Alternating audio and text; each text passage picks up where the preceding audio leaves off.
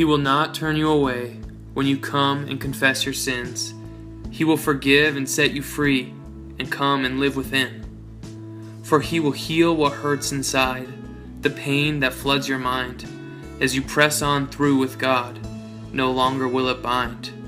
He will restore what Satan took, with so much more besides. No longer shall the enemy control or reign in your life. Jesus came and set you free from what you were before, a transformation He can give when He forgives, heals, and restores.